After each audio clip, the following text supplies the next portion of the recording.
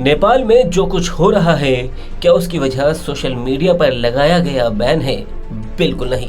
नेपाल में जो तख्ता पलट हुआ, नेपाल के लोग सड़कों पर उतरकर जो कर रहे हैं, नेताओं मंत्रियों को दौड़ा रहे हैं, पीट रहे हैं, उनके घरों को आग लगा रहे हैं, दफ्तरों को तोड़ रहे हैं, किसी के घरों को नहीं बख्शा गया, यहाँ तक कि एक पूर्व प्रधानमंत्री की पत्नी को जान से मार दिया गया। पीएम ओली को इस्तीफा देना पड़ा, वो देश छोड़कर भागने की फिराक में है। राष्ट्रपति इस्तीफा दे चुके हैं, सरकार का तख्ता पलट जनता ने कर दिया है। लेकिन ये सब हो पाया एक लड़के की वजह से, जिसने नेपाली युवाओं के गुस्से को आंदोलन में बदल दिया, जिसने वहां की सरकार को उखाड़ फेंका। इस लड़के का नाम है सुदन गुरुङ, जिसके बारे में आपको हम इस वीडियो में बताएंगे। लेकिन उससे पहले आपको बताते हैं कि नेपाल का यूथ सड़कों पर उतरा क्यों है। दरअसल नेपाल में पिछले कई दिनों से सोशल मीडिया को लेकर एक आंदोलन चल रहा था, जिसमें एक लाइन को बार बार दोहराया जा रहा था। ये लाइन है, nepo kids show off their lifestyle but never explain where the money comes from, our taxes their luxury, we pay you flex. इन लाइनों ने नेपाल की जनता को गुस्से से भर दिया। लोगों को ये लगने लगा कि नेताओं के बच्चे तो ऐशो आराम से जी रहे हैं, लेकिन आम जनता के बच्चे गरीबी में मर रहे हैं, जिसका गुस्सा सोशल मीडिया पर फूट रहा था। नेपाल के जेनजी इस बारे में लिख रहे थे, वो बोल रहे थे, जिसके बाद नेपाल की सरकार ने सोशल मीडिया को बैन करने का फैसला लिया। सरकार के इस फैसले ने आग में घी डालने का काम किया, क्योंकि एक तो लोगों के अंदर सरकार के खिलाफ गुस्सा पहले ही भरा हुआ था। अब इस फैसले के बाद नेपाल की आम जनता और ज्यादातर युवाओं को ये लगने लगा कि जब से उन्होंने सोशल मीडिया पर नेपो किड्स के खिलाफ आंदोलन शुरू किया है, तभी से नेपाल की सरकार सोशल मीडिया प्लेटफॉर्म को बंद करने में जुट गई है और असल में वो अपने बच्चों को बचाने के लिए ऐसा कर रही है।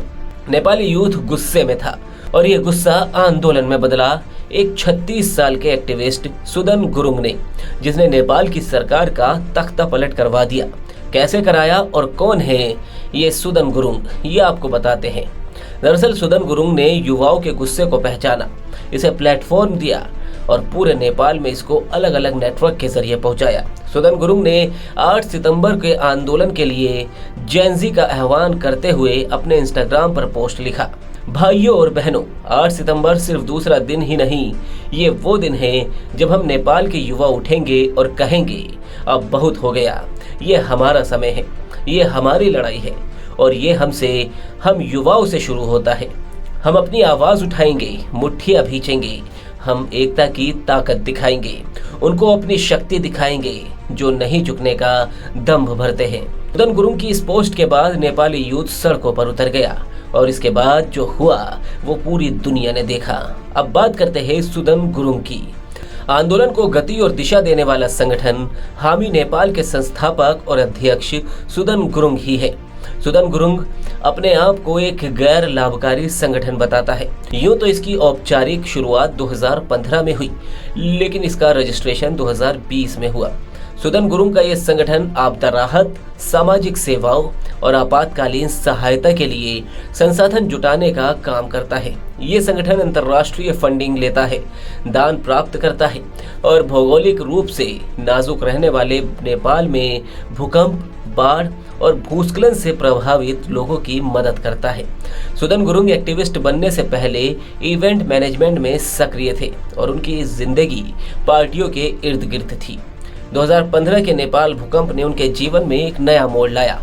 इसके बाद उन्होंने मानवीय कार्यों पर ध्यान केंद्रित किया। हामी नेपाल ने उनके नेतृत्व में आपातकालीन प्रतिक्रिया, आपदा राहत और सामाजिक अभियानों जैसे बचाव कार्य, रक्तदान अभियान और छात्रों और प्रवासियों के हितों के लिए काम किया। तो ये है सुदन गुरुङ का परिचय, जिसने उस नेपाली यूथ को सड़कों पर उतार दिया जो बेरोजगारी और गरीबी की जिंदगी जी रहा था।